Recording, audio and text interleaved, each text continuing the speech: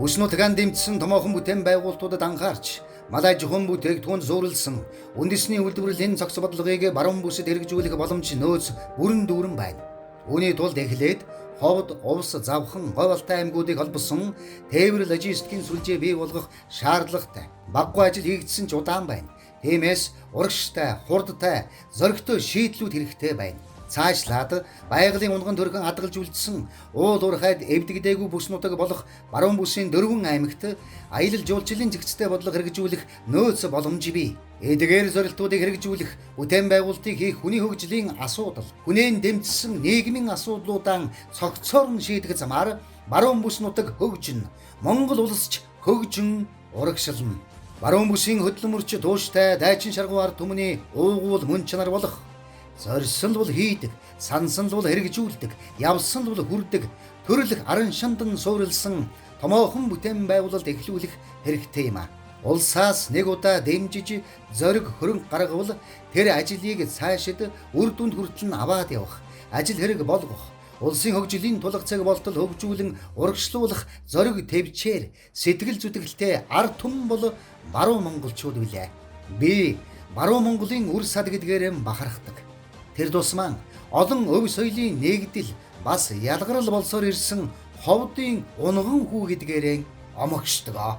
Улсын хөгжлийн нэг том тулгцэг болсон үйлдвэрийн бүсийг цоо шинээр байгуулах ажлыг цаг алдалгүй эхлүүлэх ёстой. Одоо л бид олон ховолж бийж хийн.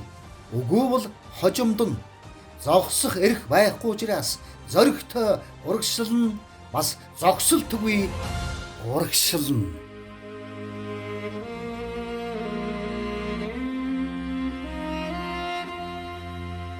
Завхан аймаг бол миний амьдралын утга учирын тал хувь байна.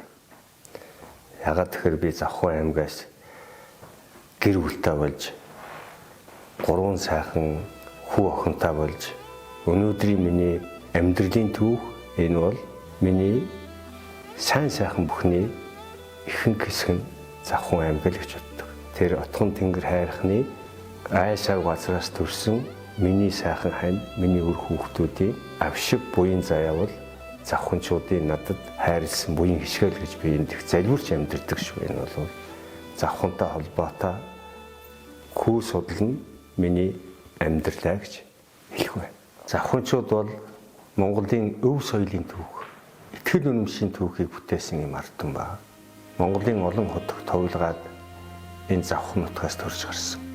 Монголчуудын зан заншлын, итгэл үнэмшлийн гол төв нь өнөөдөр завханчууд байсан. Энд Монголын төрийн тамгатай олон хотготууд төрж гарсныг Монголын өв соёлын түүх гэрчилнэ.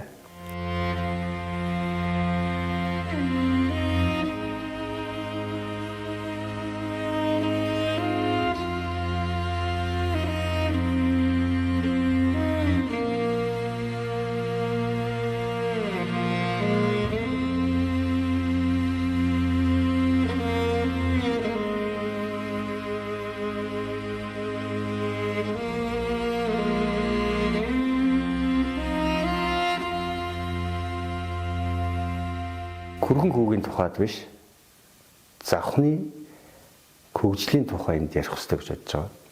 Яагаад тэгэхээр завхан гэдэг бол Монголын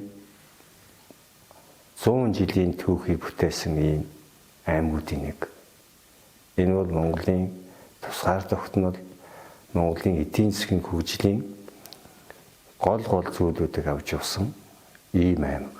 Монголын аялал жуулчлалын бодлогын цөм хэсэг нь энэ завхныг төшгөлсөн ийм том аялал жуулчлалын бодлого энд явагдах ёстой. Түүнчлэн завхан нутагт бол газар тариалан мал аж ахуйн гаралтай боловсруулах үйлдвэр барих хамгийн том нөөц, хамгийн том орчин энэ завхан нутаг.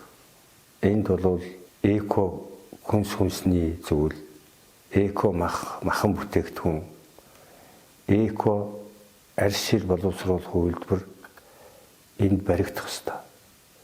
Энэгээр дамжиж Монголын аялал жуулчлал, хөдөө аж ахуйн түүхийдийн гол цогцлбор төвүүд энэ бүсчилсэн хөгжлийн бодлого ингээд дамжиж энд явагдах ёстой. түнчлэн тээвэр логистик, авто замын трансууд энэ Завхан аймгийг түвшрээж хөгжүүлэх Монголын эдийн засгийн гол зангилаанд болох ёстой. Баруун бүс нутгийн бас өнөөдөр нэг хөгжлийн гол хэсэг Завхан аймагт болох ёстой. Энэ дээр бол Монгол улсын хүнсний хангамжийг шийдэл энэ нутагт байх ёстой л гэсэн ийм бодлоготойгоор би ийм зорилготойгоор өнөөдөр ирсэн.